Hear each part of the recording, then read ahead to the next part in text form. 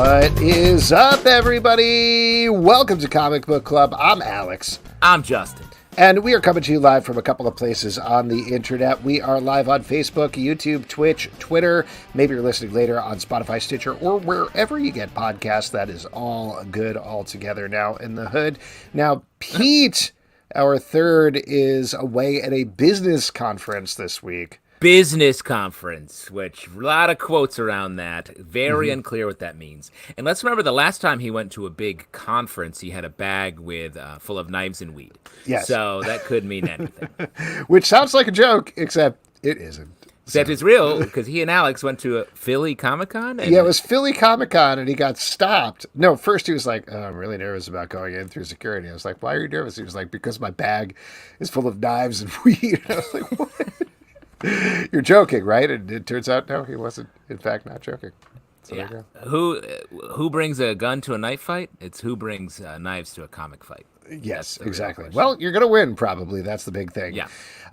That is too bad that he's not here. Don't worry about it, though. We're going to have a great show for you anyway. We have awesome guests on the show. Why don't we bring in our first one here? He is the co-creator of The Last Count of Monte Cristo. Ladies and gentlemen, Ayize Jama-Everett. Hello, how are you? Yeah. Hello. What's up, guys? Not much. Thank you for coming on the show. Really appreciate it. Now, we were supposed to have your artist, Tristan, on the show. Unfortunately, he, I think, has some connection issues and may not be able to make it, but I'm still excited to talk about this book anyway.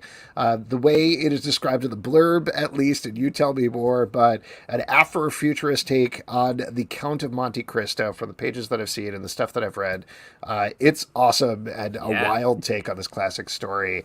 What did I miss, and what was the inspiration behind this book? Well, there is a section where there are guns and knives in a bag, and they're going. No, I'm joking. No, it's perfect. We've covered it. We're living it. Living the dream. No, I mean, I think you got it. The inspiration was a guy named John Jennings, who's the editor-in-chief of Megascope Comics. He's an imprint of Abrams. And he came to me. We collaborated on another project called Box of Bones, which is sort of like Tales from the Crypt meets Black History. And he was like, hey, man, I really want to do a Count of Monte Cristo, but in outer space. And I was like, outer space is boring as hell, dude. I'm not doing that. Wow. I'm like, Shut down. It's just boring sometimes. It's empty. There's nothing going on. You know? What are you going to do there? But I'm like, but if you talk about like a post-climate change Earth, like 300 years in the future or so, maybe that's interesting. Maybe we can talk about what the climate looks like, how people have adapted, how animals have adapted, and all that fun, weird stuff. And, the tagline that I love is, what's the role of revenge on a dying world? So that's kind of how we came together on it. Well, also, so you touched on this a little bit, but talk about how, not to focus on the blurb, but like taking specifically an Afrofuturist take on the story, how does it change the context? How does it change the themes from the original text? Here's the funny thing, not much. Okay.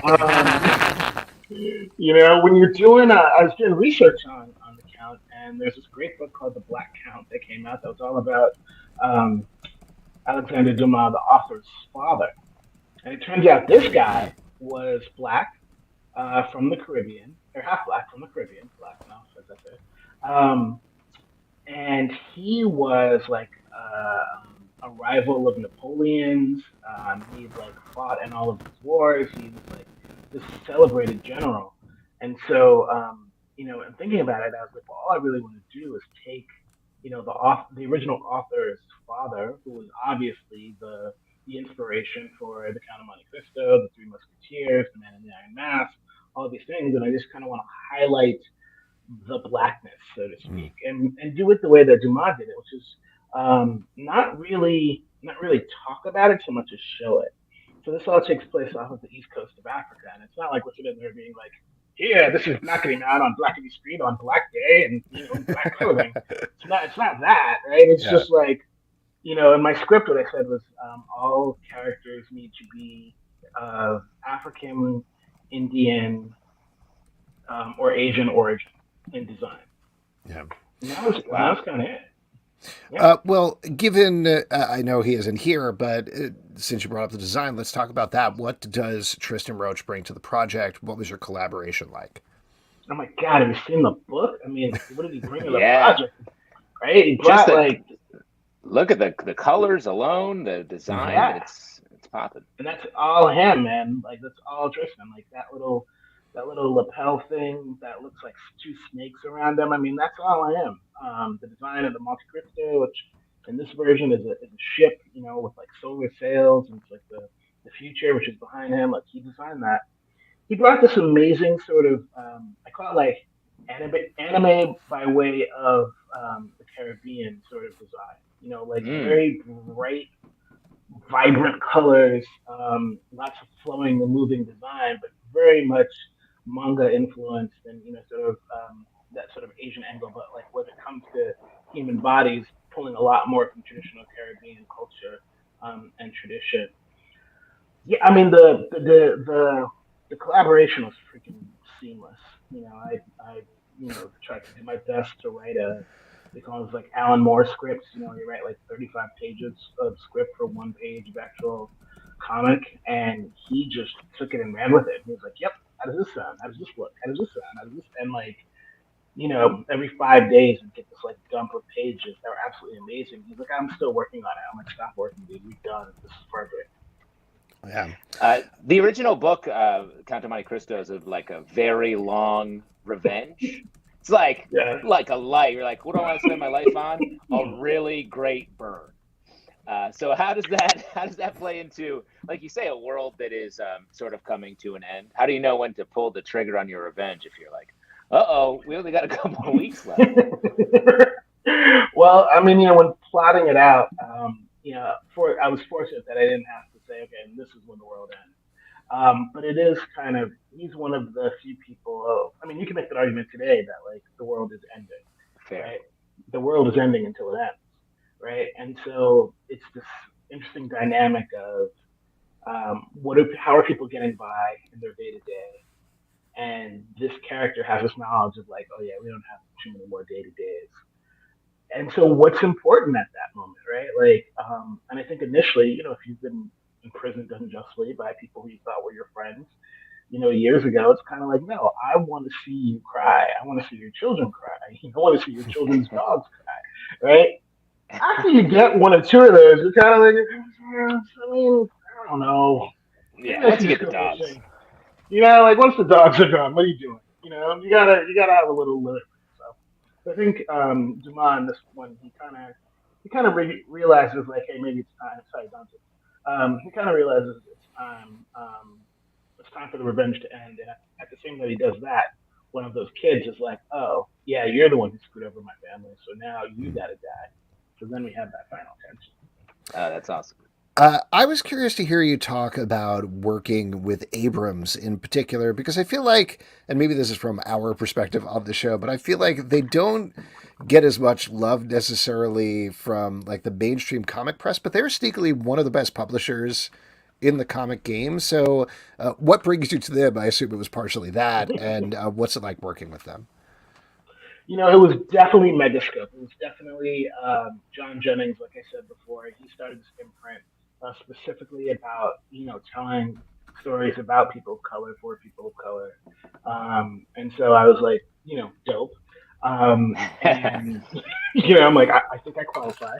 Um, and it's just, I mean, like, I hate to sound like a hippie, but it's just been seamless. Like, it's just been um, folks who are loving the script. How often do you, as a writer, as a comic book writer, how often do you hear like the editor being like, "I love this script." He's like, "I wish we could publish this Wow. script," and I was like, "Oh shit!" Right? So Yeah. that was awesome. And then I mean, they've been really good with timelines. They've been really good with like working with us. There wasn't a lot of editorial. Well, you should do it this way or that way. It's mostly like, hey, page count. Think about foldouts. Think about like two-page spreads.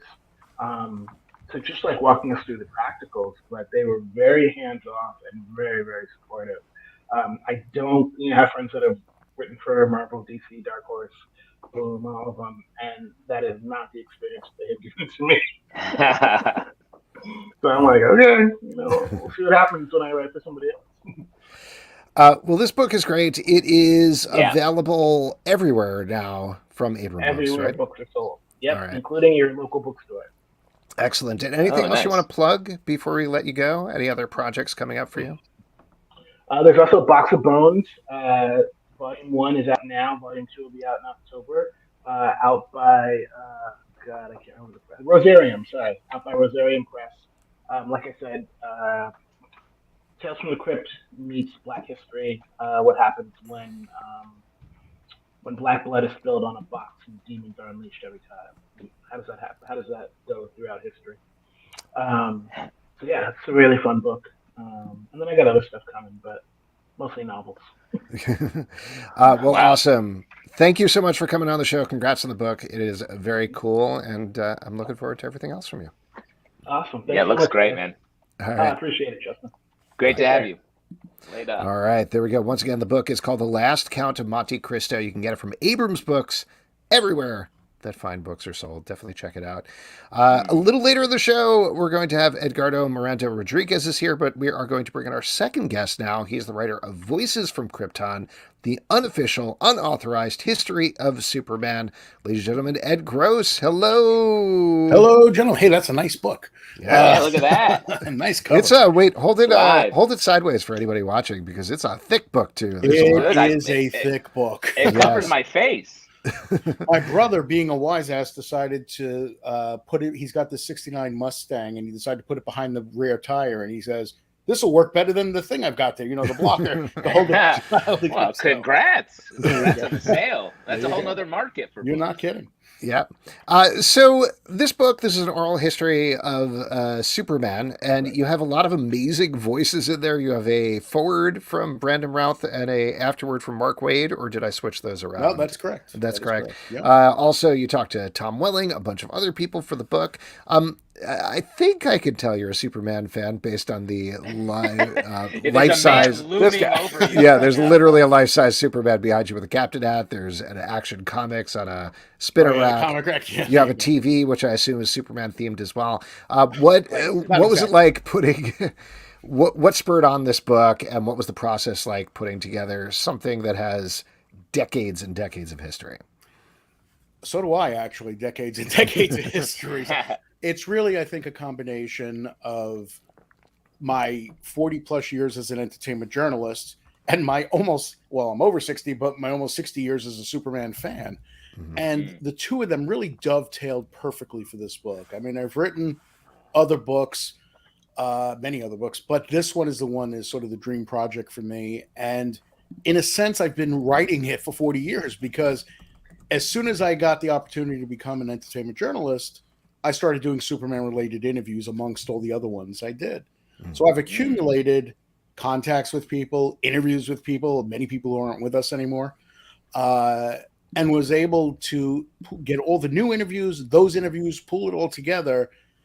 And these oral histories are like doing a jigsaw puzzle, and that's really what this was. It's taking the 250 voices and looking at those transcripts and trying to sort of jumble the quotes around until it's telling a cohesive history that's covering 85, actually a little more than 85 years since before the character was created. Yeah, just reading through the book, it really is like you jump around so much, and the organization of that must have been insane.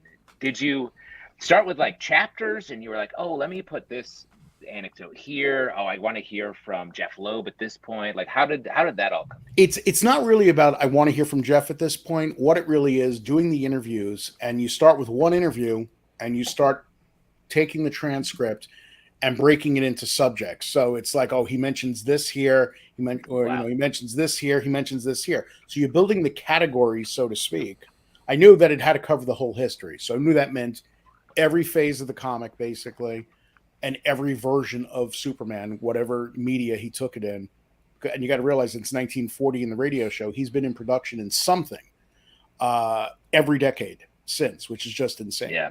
how many versions. So then you take all those different interviews, and then as you get the second person saying, oh, well, that's what he said or talked about, let me put this quote here, and then the third person, oh, that goes there, and then you start jumbling it to make sure that it's the flow, that it's like a conversation, which is amazing. I can even do it because, frankly, I'm so disorganized in my life. I'm an idiot. I am an idiot savant when it comes to oral histories. I don't know why, but it's the one thing I look at, and I can just start clicking the quotes together. And I wish I could do that with the rest of my life, but I can't. So, I'll accept it. Now, not to go far afield for the book, we'll get back to it in a second, but I just want to ask before I forget, a couple of hours ago, they announced the casting for James Gunn's Superman Legacy movie. David Corenswet is going to be the new Superman. Rachel Brosnahan is going to be Lois Lane. Given that you're so steeped in this world, what's your take on that? What's your immediate feeling on this casting? Well, first of all, it's very funny because I just went on YouTube and started checking out like fan trailers that were done a month or two ago with David as Superman, and some of them are really impressive. I mean, a couple of them really look great.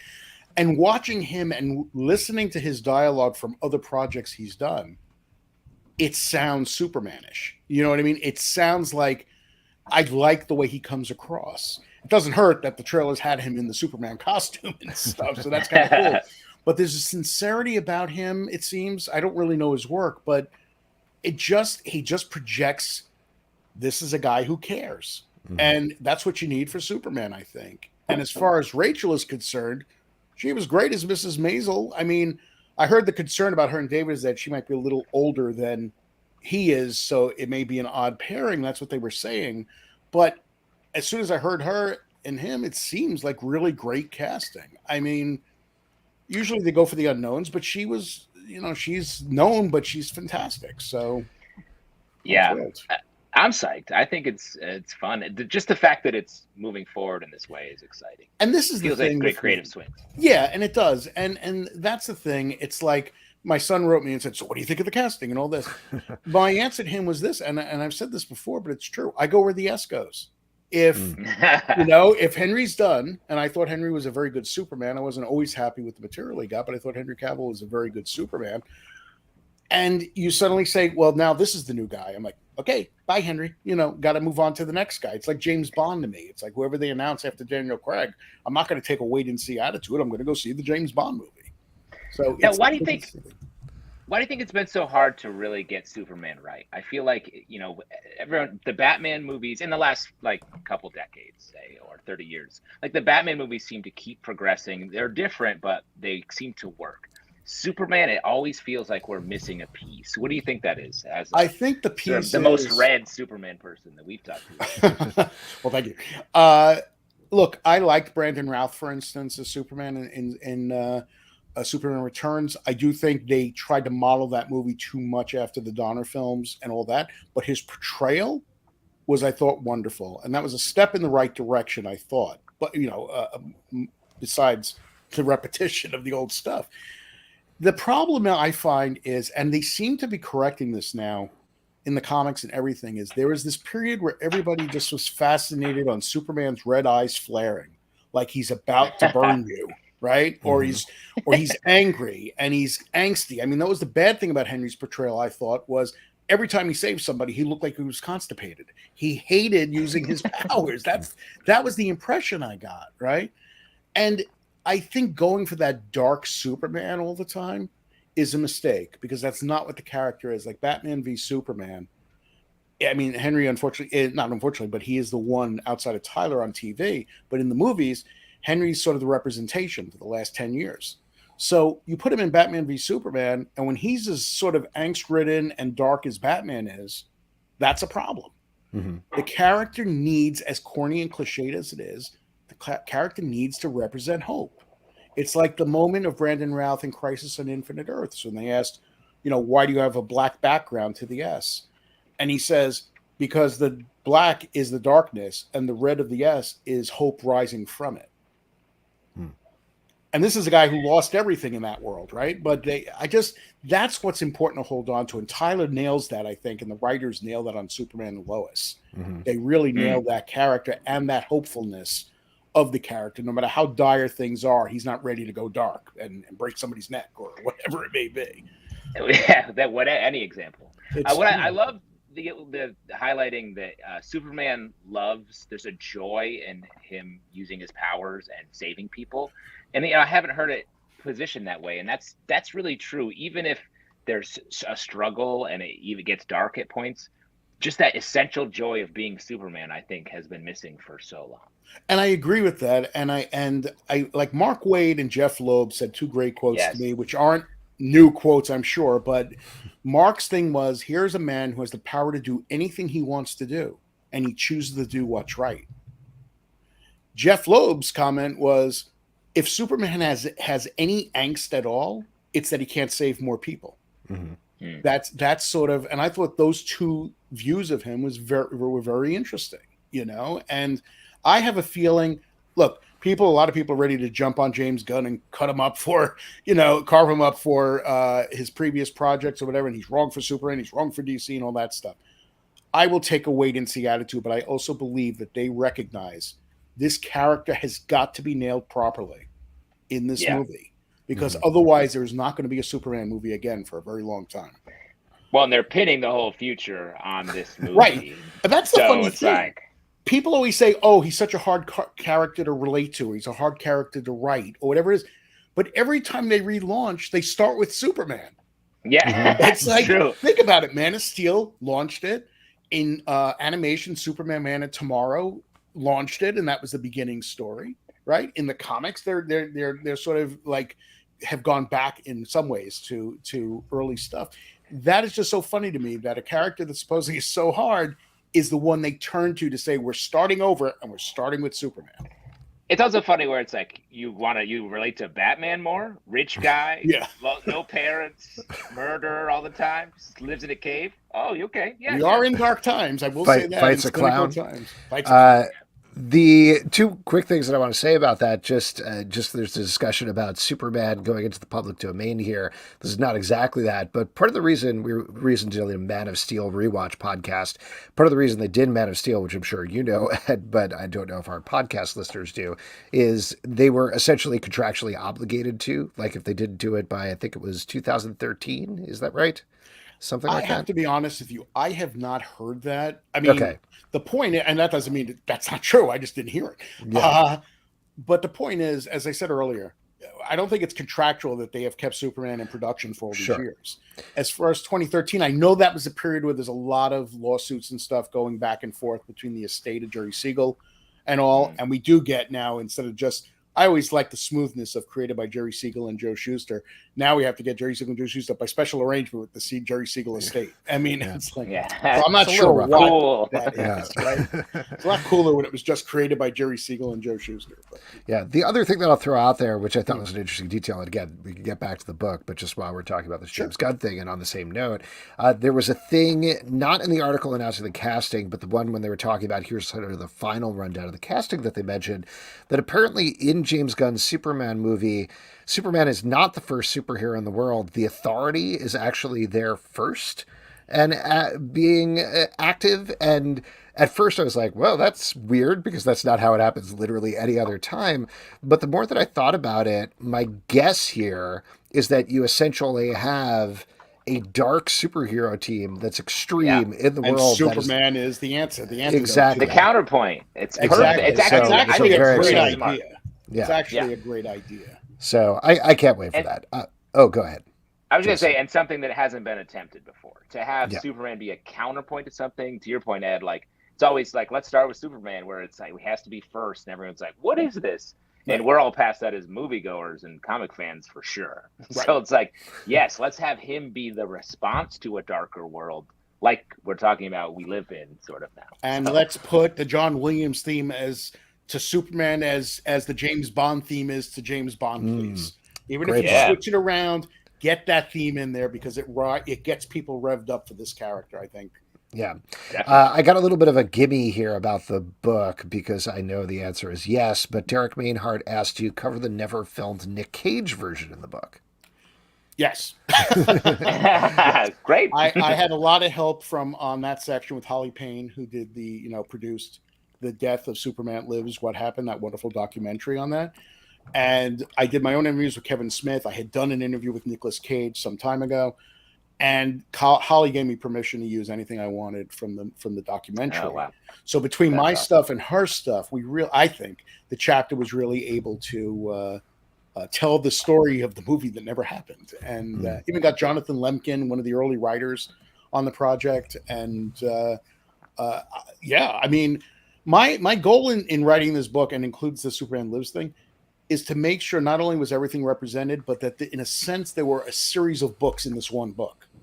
Like the George Reeves show gets 25,000 words. The Christopher Reeve movies get 30,000 words. Smallville gets this many words. You know what I mean? The idea was to make sure that everything is fully represented and not just a paragraph saying, well, there was this thing. Even that terrible 1975 production of It's a Bird, It's a Plane, and Superman gets interviews with David Wilson and Leslie Ann Warren. I mean, talking about that not great production, but well, that kind of leads nicely into the next thing that I was going to ask you, which as we've been talking about over the course of this conversation, Superman obviously is an ongoing thing. Like, they have a TV show that's just doing its finale tonight, I think, and then there's Superman Legacy season finale, and Superman Legacy is coming out. There's comics coming out all the time, so. How do you decide where to end it? Is it just the published date? Are you going to revisit it with a volume 2 at some point? What's your thought process? To be continued. Well, I mentioned to the publisher, I said, you know what? Superman Legacy is coming out in 2025. We should think about a volume 2 of this. And the response I got initially was, it's almost 800 pages long. How much longer can we make it? And I was like, no. I'm saying a separate volume because there could be a history of Lois Lane and Lex Luthor and Supergirl and Superboy and the new movie and my Adventures with Superman TV show. It's ongoing. So can there be a volume 2? I absolutely. Do I want to write a volume 2? Yes. It was so funny because, I finished a lot of these books like on Star Trek and Star Wars and James Bond and all these things. And I'm ready to move on. I mean, my love for it doesn't go away, but I'm kind of done with that subject, whatever it may be.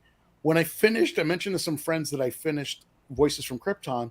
Their response was, you must never want to hear the name Superman again. And my response was, no, I put on the John Williams theme the second I handed in the book, and I just blasted in, and I'm ready to go. I mean, for some reason, I just love the character and can write about him forever. There's so much to write about still. Awesome. That makes sense. Though I'm curious if when you're talking about a Star Trek book, do you have like a Jean-Luc Picard that you slide in behind you and No. This is we redid our house. You know what it is? My wife always buys me for birthday, Christmas, Father's Day, whatever it may be, and everybody does. They buy me stuff with Superman on it, the S on it, or whatever it may be. I never buy this stuff, but people give it to me. So when we redid our house, my wife said to me, she goes, you know what? She's not into this stuff at all, but she said to me, and this is a keeper, right? She says, why don't we take our small living room and turn it into a Superman room for you? Oh. Wow. So we got the statue and the comic rack, and there's a bunch of action figures of things, the statues and things that everybody buys me. And the book is over there, of course. Amazing. Awesome. Yeah, it's great. So. Well, real quick, I forgot to do this at the beginning, but I wanted to let you know we have and this is true, a professional chef, Brett Macris, aka Straight Bullet, who usually curates a cocktail for us each show. Sometimes he designs a cocktail, and this week he designed the cocktail around your book and Superman in general, but it is a cocktail from Krypton, which he designed. It's dark rum, Ancho Rays, which is a spicy liqueur, Campari, orange liqueur, lime juice, and mint leaves. And it's supposed to evoke Krypton with the green, I guess, and then also just exploding flavors in your mouth, because that's what happens to Krypton as well. So and little rockets shoot out of your mouth with babies in them. It's really weird. Sea rockets. Yes. Well, it's a very good one, very delicious. I have one quick audience question here that I'm going to throw out to you before we finish. This is maybe too hard. Do you have a favorite version of Superman? I mean, the cliche, of course, is going to be Christopher Reeve, right? If there is, when I see Christopher Reeve as Superman, there are two moments that stand out for me: the helicopter rescue in Superman the movie, but really my favorite, Superman 2, when Lois is under the elevator in Paris and it's plummeting, and he catches it, and her head snaps up. He looks at her and just goes, "I believe this is your floor," and he smiles at her. I love it, right? Now, that being said, like I said earlier, I go with the S. So it's like, yes, Christopher Reeve is my favorite. But the thing I enjoy, and after I saw the clip of David as Superman today, the fan clip, all I thought was, I cannot wait till somebody takes the John Williams theme intercuts again all the different versions of Superman from over the years, like they've done in many tributes, and he now will become part of that. And I'm actually pretty psyched for it. I mean, I love that because, again, it's this ongoing history that probably will never stop unless they blow it with the movie. Let's hope not. It's great. So awesome. Ed, thank you so much for coming on. Thank you for chatting. You can check out the book at this point. It's out on stands. You can get it anywhere, right? Love that book. Yeah. Yeah. It's a good summer read. Yes. And winter, too. It might carry it over to winter. Are you working on another one? Not necessarily another volume, but do you have any upcoming projects you want to plug? There's an Indiana Jones book coming out. That's the next oral history in Indiana Jones. And I'm literally like a month away from wrapping up Planet of the Apes. Which I'm very psyched for. I had done a book back in 2001 called Planet of the Apes Revisited. And since then, there have been so many Planet of the Apes books, we wanted to figure something different to do. So we're turning it into an oral history, and of course expanding beyond the original films to include Burton, the new trilogy, Kingdom of the Planet of the Apes, the whole thing. So I'm pretty psyched about that. So awesome. Yeah, I'm moving from one to the next to the next. You're just living it. Yeah, well, amazing. Somebody's got to do it. Might as well be me. Excellent. Ed, thank you so much for coming on. Pleasure chatting. Great book.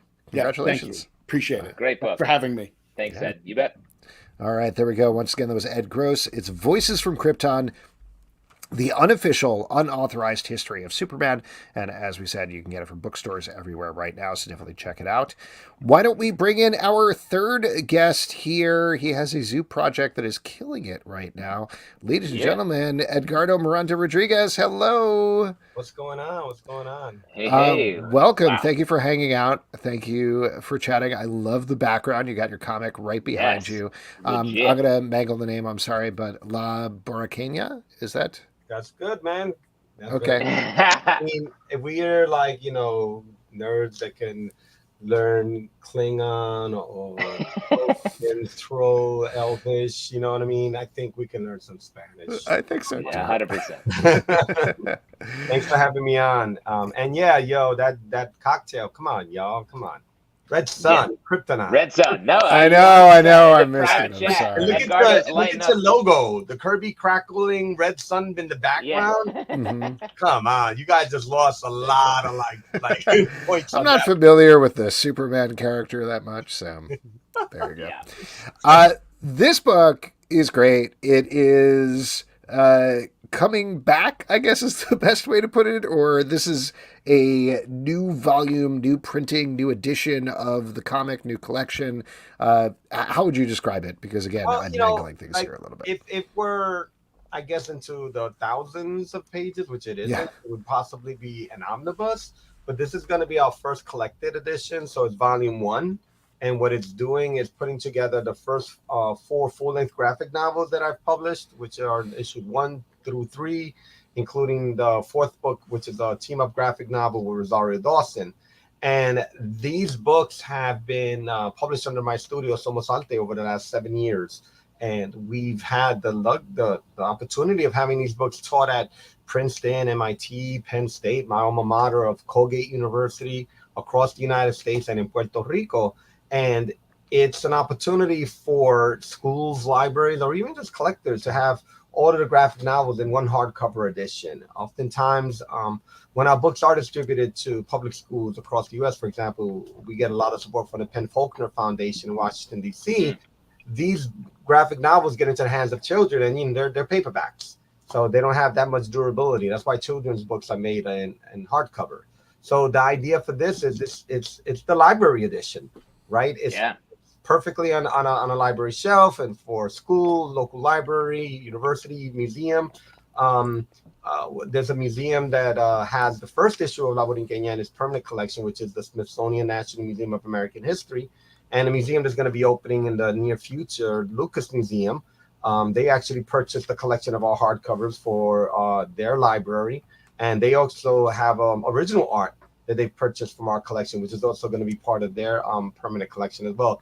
So, for like a very small imprint like ours to have the opportunity to find ourselves in so many institutions beyond, fandom, I think it's a great chance to finally be able to put this into a hardcover edition. And working with the fellas at Zoop, Jordan and Eric, they've created an incredible model that really supports independent artists and storytellers like myself.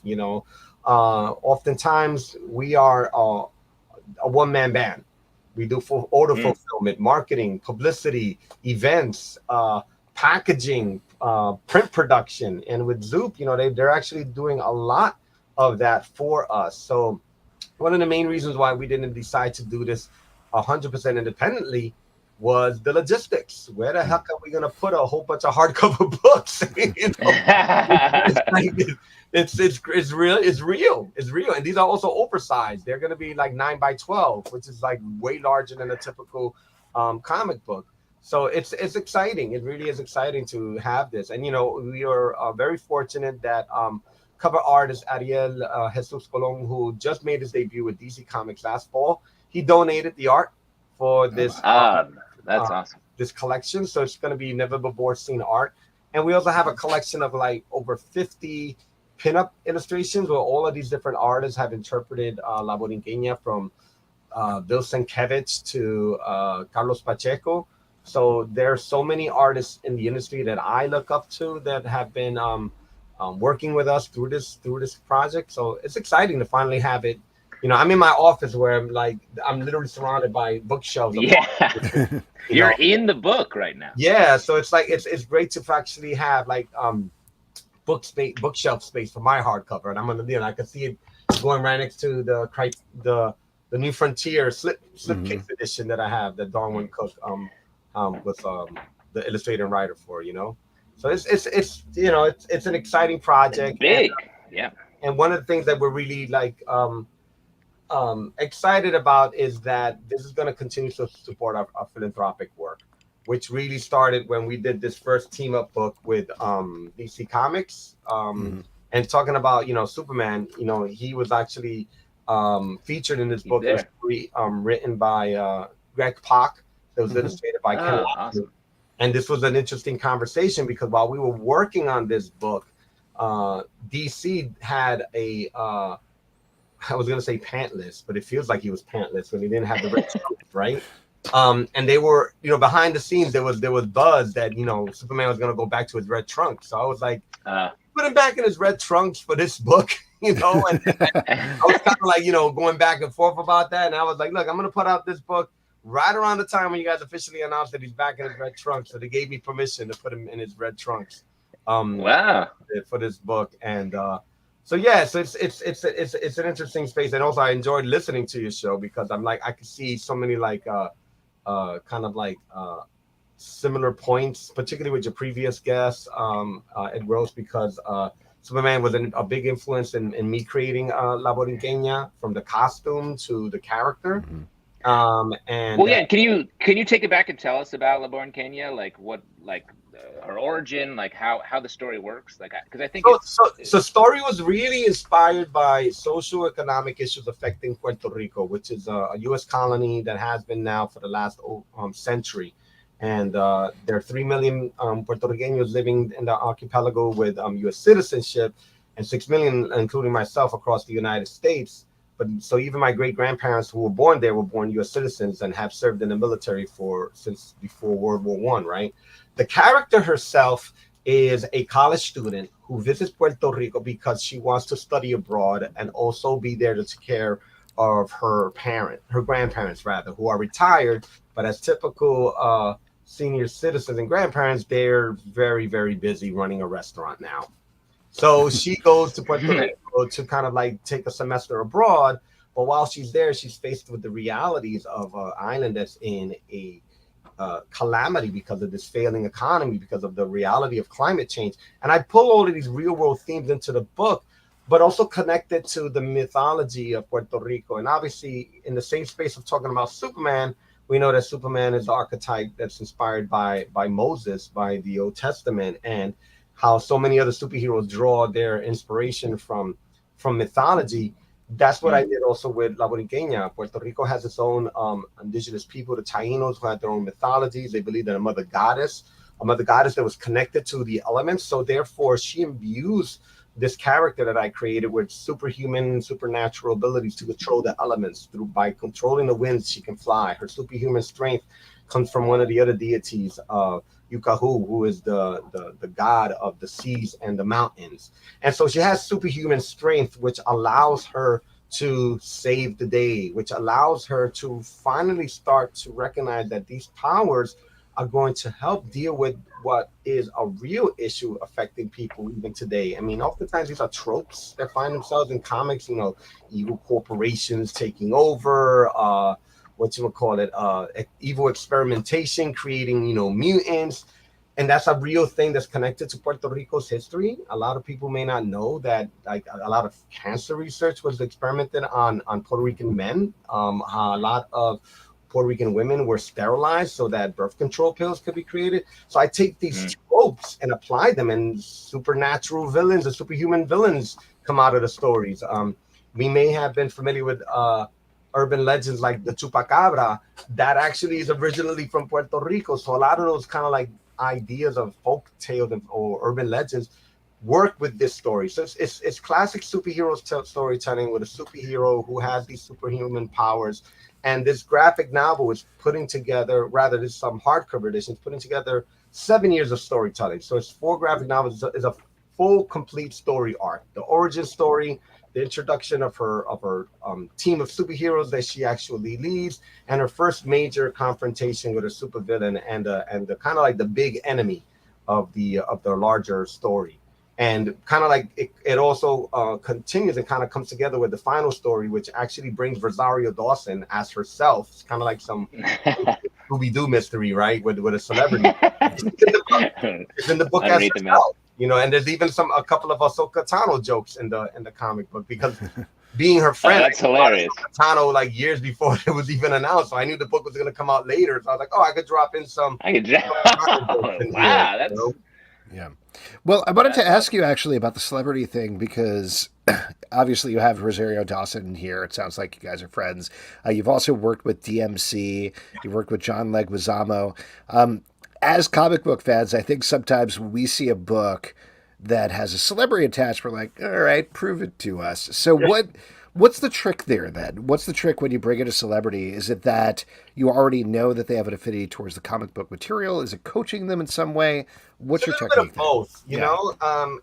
I've been fortunate that in the case of John Leguizamo and Daryl McDaniels, DMC, they both were comic book fans, right? Yeah. John comes from it from a different perspective because he's been very outspoken as an advocate for Latino rights and representation, and has been doing an incredibly brilliant job from Hollywood Reporter to Washington Post, and even has a series now on MSNBC that was just renewed for a second season.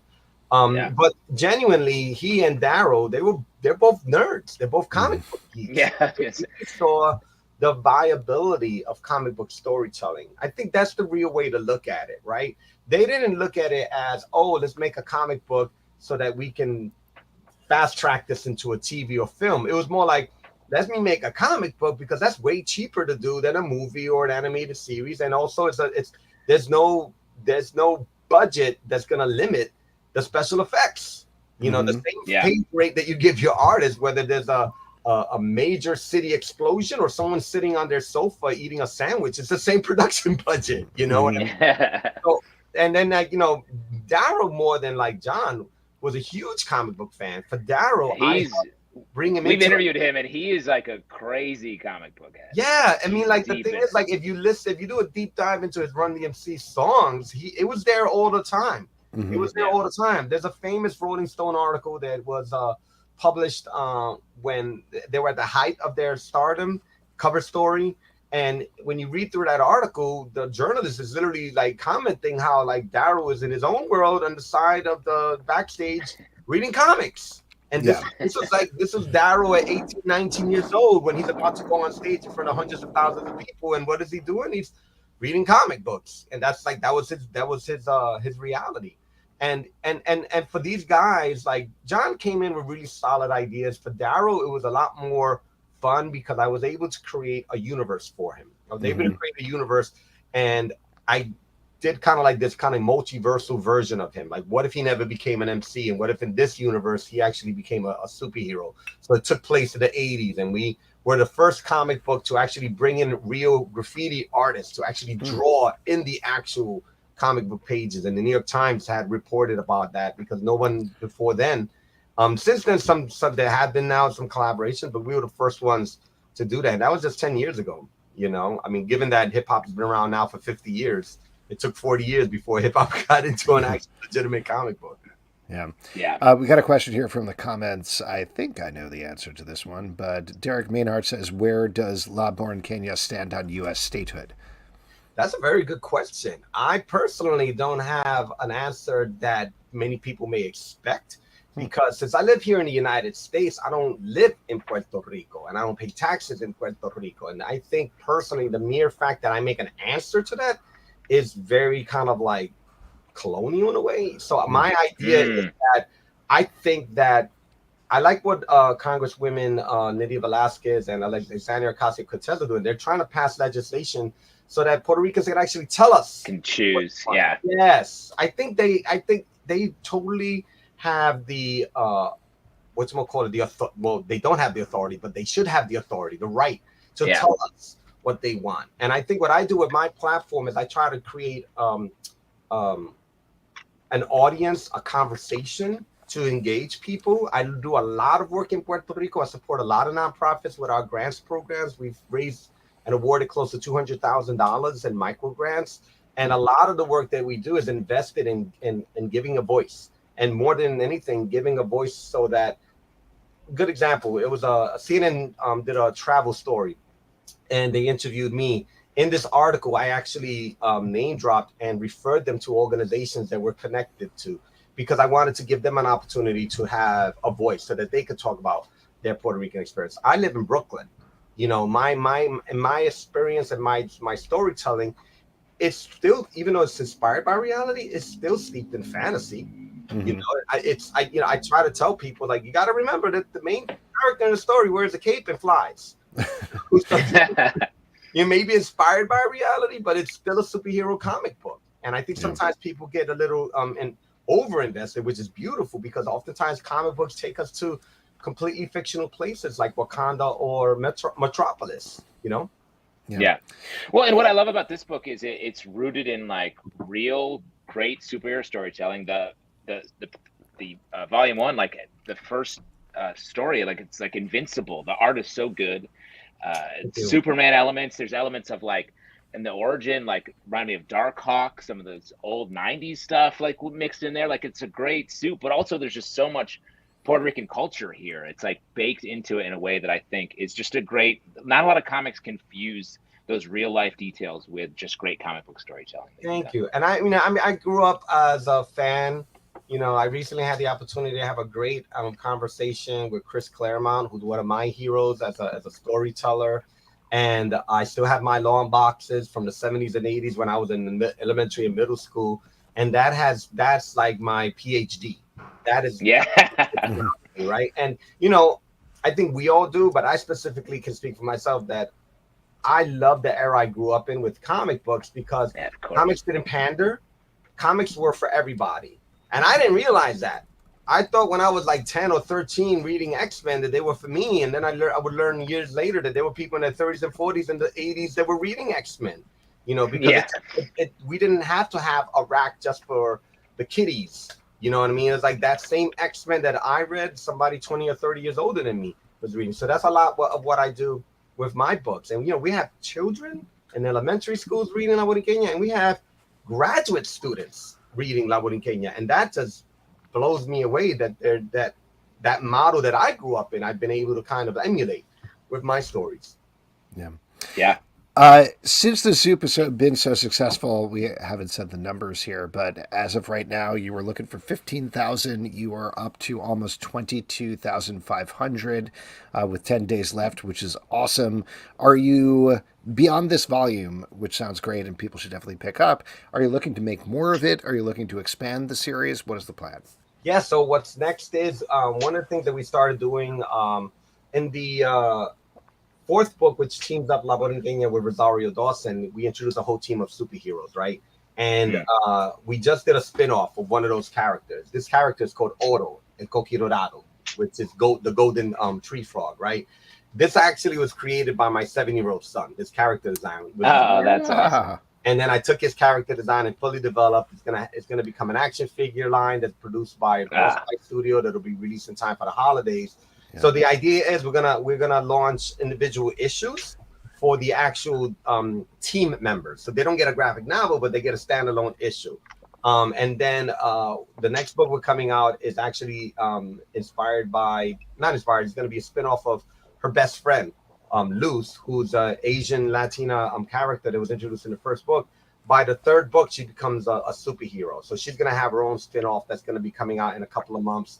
And the goal is that by the time the 4th issue come out, we'll have all of these like one-shots in between. So then La Borinqueña 4 will drop, and after La Borinqueña 4, then you'll have Oro number 2 and all these other like issue number 2s.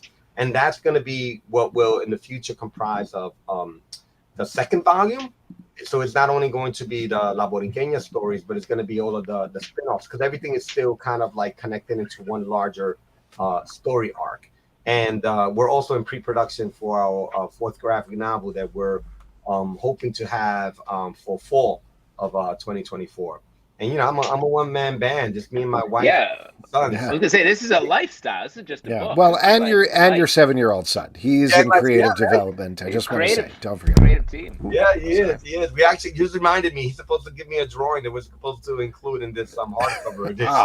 Kind of like a behind-the-scenes sketch of the original character. You tell him you are only as good as the deadlines that you hit. All right, just tell him. Send him a strongly worded email, because you know these creators are not paying. They're out of control. They're out of control. Sleep at the switch. What is he now? What is this, Gen Z? I don't know how many generations.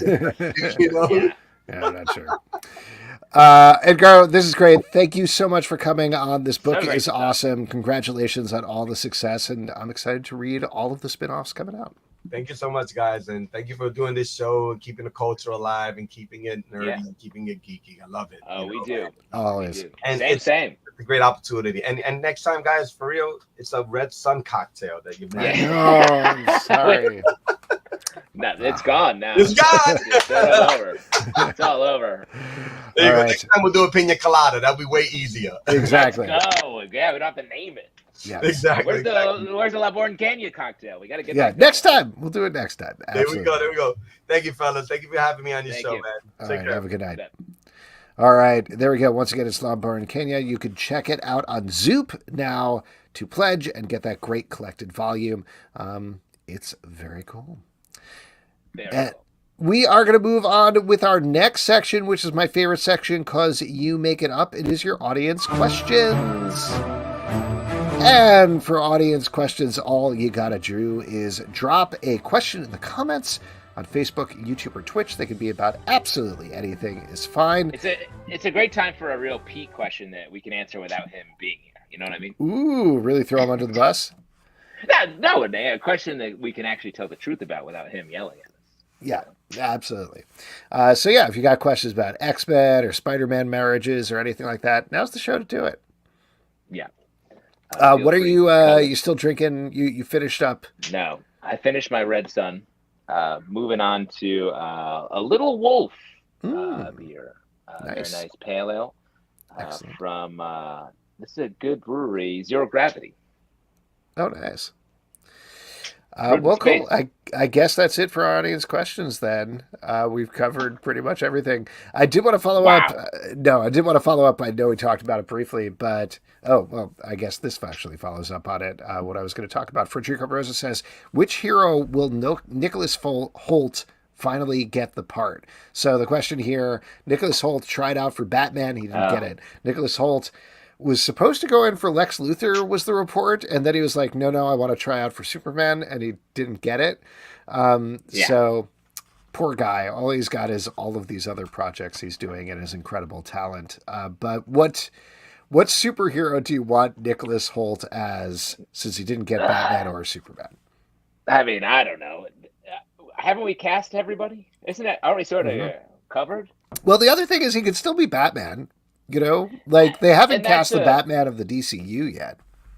That's fair. I mean, and let me throw out, like, he could be like a scarecrow. He could be someone like that. I think makes a lot of sense. Lex Luthor?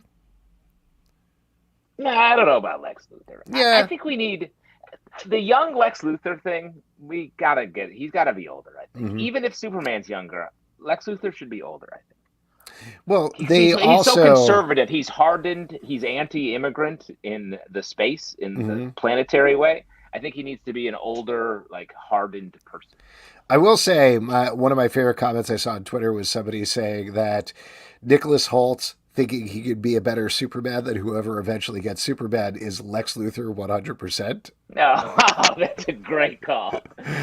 That he could be the real life Lex. He's the Exactly. Lex Luthor. I don't know. I was kind of thinking like it's probably wrong, but a Green Lantern, like I could see him as a Green Lantern kind of messing up, but I don't know. Honestly, the first thing I think of looking at a picture of him is he's Tobey Maguire from Spider-Man 3 when he's under the Venom influence. Yeah. So there you go. Sorry, guy. All right, we got a generic one here. Derek asks, generic? No. I'm saying it's not specifically about like Superman movies or whatever. It's a general question, not generic question. Derek says, as the writer's strike drags on, and oh boy, is it dragging on, huh? What past shows do you recommend to binge?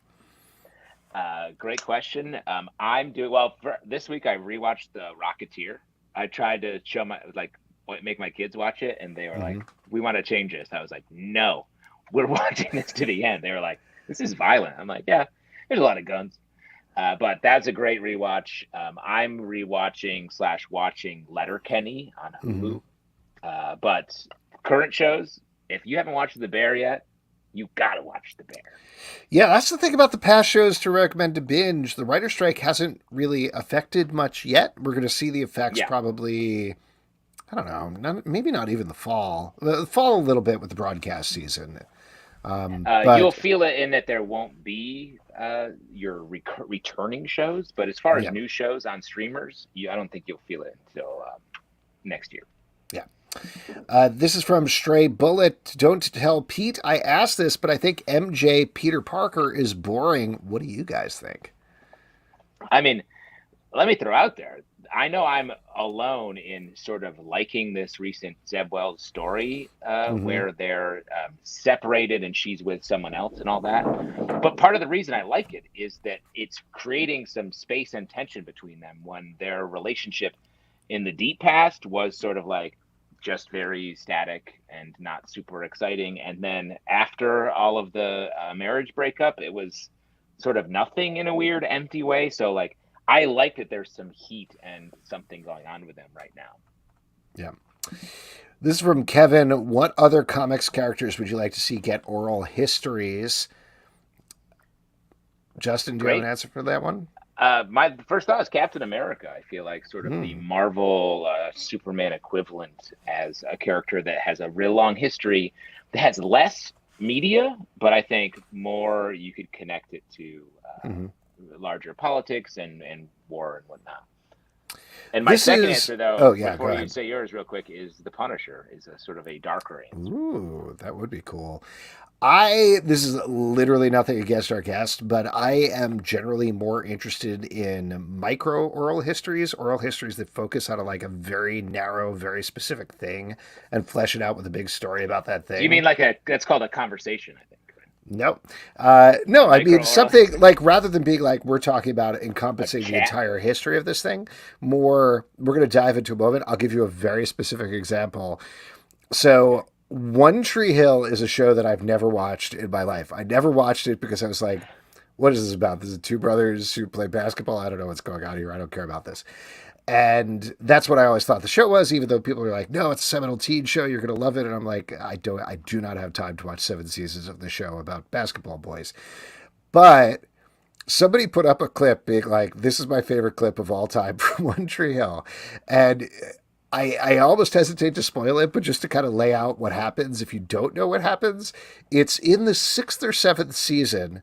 There's a guy who's supposed to get a heart transplant in the hospital, and this intern comes in carrying the heart that he's supposed to have the transplant, trips and falls in the lobby of the hospital. Yes. The heart slides out. A dog comes over, eats the heart, and runs away. And then it cuts to Chad Michael Murray staring at him and just like nodding as if he did it somehow. And then it cuts to the director credit immediately in the middle of Chad Michael Murray. And it's one of the funniest things I've ever seen. There was, I don't remember who put it up, but somebody did a insanely extensive oral history just on that scene and the development of that scene, where they talked to basically everybody involved, plus Mike Schur, the showrunner of Parks and Rec and The Good Place and a bunch of other things, because apparently that's something he talks about in every single writer's room. It's about like, what is our dog eating a heart from One Tree Hill? So they talk to him about that moment. And the funniest note in there is like, you get about several thousand words of oral history, and there's an editor note that says Chad Michael Murray declined to comment for this story, which hilarious. That says it all. That's your thing. favorite comic book? Yeah, I love that comic book, One Tree Hill, and now I've read all the issues. No, but my point is, like, I love deep dives into something like that. So just in terms of a character, like, Penance is something where it's so specific. It's not long, but just the thought process that went into, we're going to turn Speedball into wearing an Iron Maiden on his body. What went into that, with hindsight now, I think would be great. That would be interesting, because I feel like that was a series of weird decisions that sort of heightened and followed up on one another, because that was it, right when the New Warriors caused the explosion in Hartford, I believe, Connecticut, which led to civil war, right? And so that he felt guilt about that, because he was like one of the only New Warriors that survived. So that guilt led him to need to punish himself, which led to the spikes on Penance, and that changed his power set, and his powers messed up because of the explosion. Just like a series of disastrous choices, ruining one of the only like funny, goofy characters that was in the Marvel universe. Yeah. This one I actually don't know anything about, but I'm curious to hear if you do. This is from Stray Beans. Can you comment on Eric July claiming his saving the American comic industry by selling 40,000 copies of a first issue and 13,000 copies of a second issue of a generic superhero comic? I'm going to take away from this that probably he didn't, certainly based on that amount of sales. He definitely didn't, but I don't know who this is or what the circumstances are. I don't know anything about this.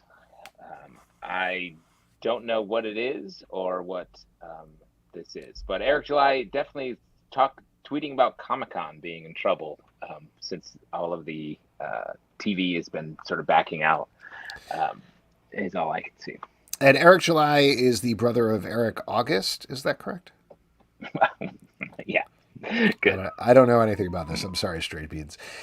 This is from Pablo D. Martinez. What do you think of the trailer for Five Nights at Freddy's that came out? I'll admit I watched the teaser trailer, which seemed fine. I did not watch the full trailer. Have you seen that, Justin? I have also not. Great. This is good. We're doing a good job. Let's see. Mike Spear Jr. says, what? Do you have an answer to that one? Yes. But the answer is more. Great. This is from Kevin. Did something fall in the basement? Well, there's a lot happening weirdly in this current.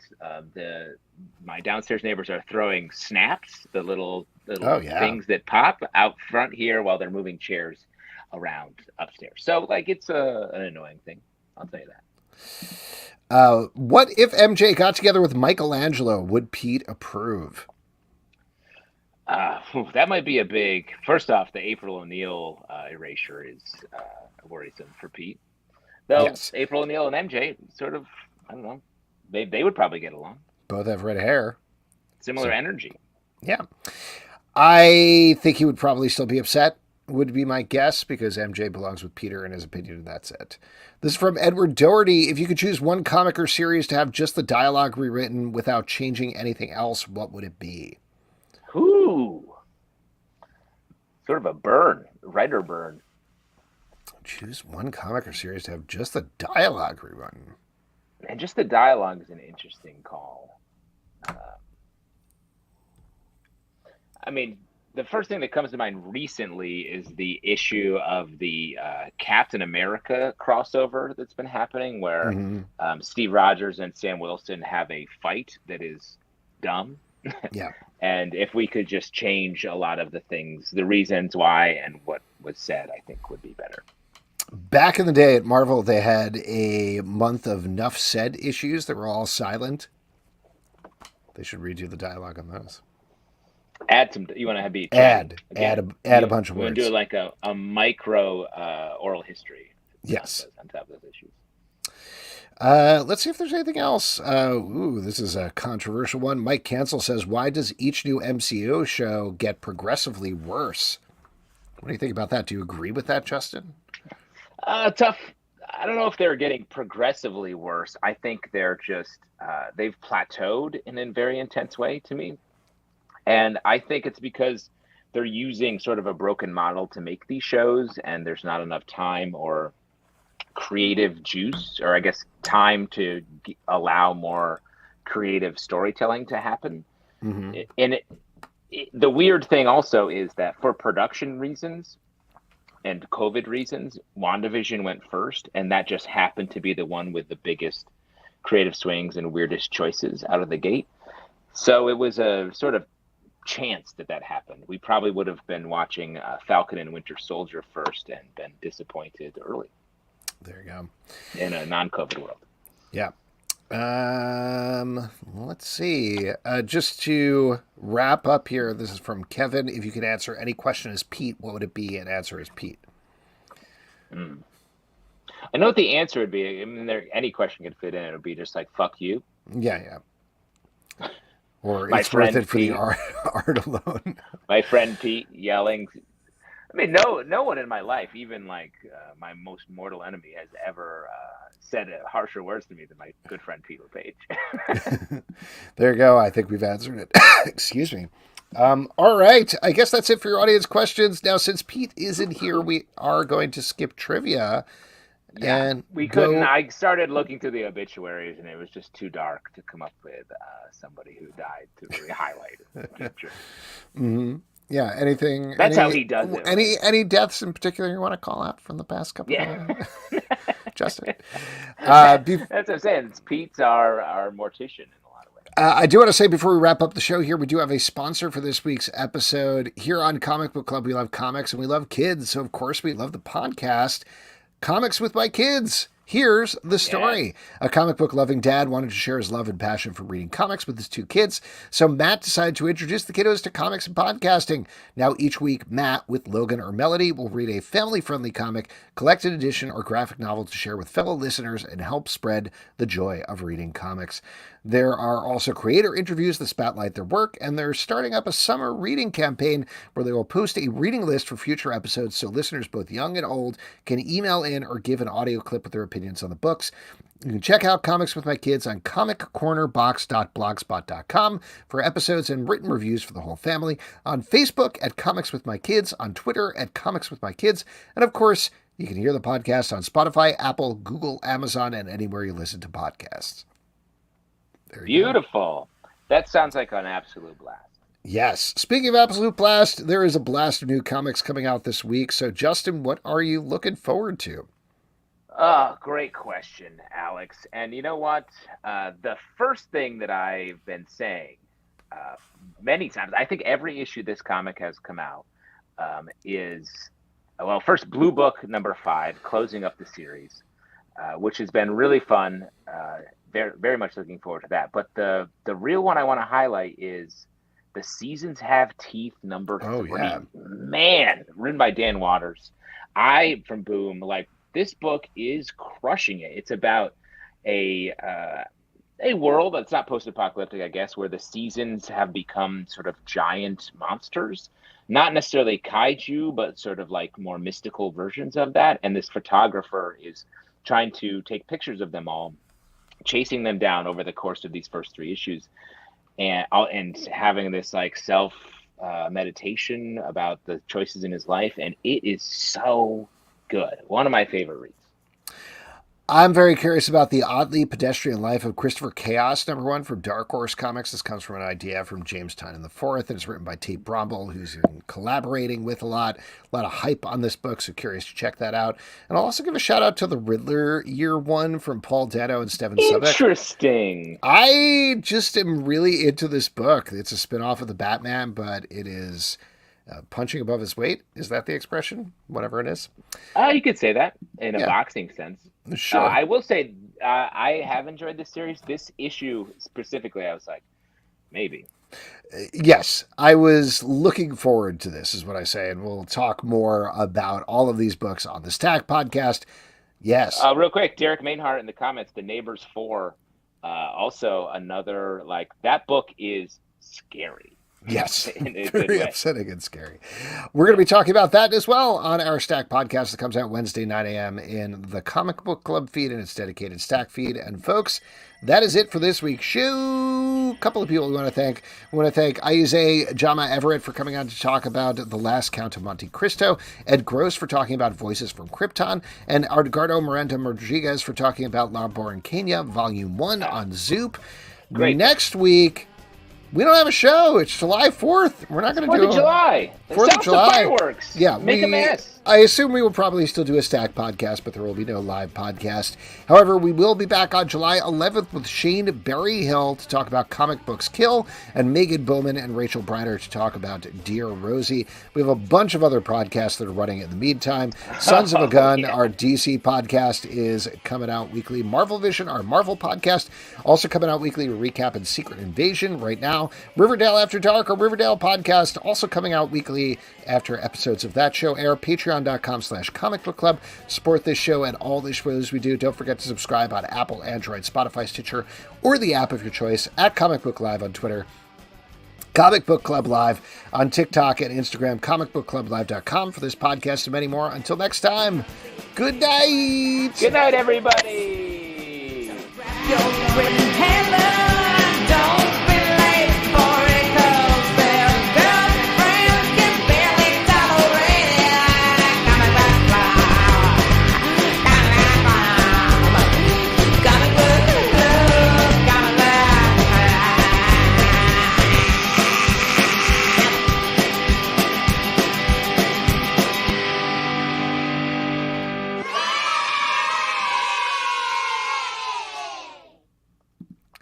Thanks, everybody. Have a great night.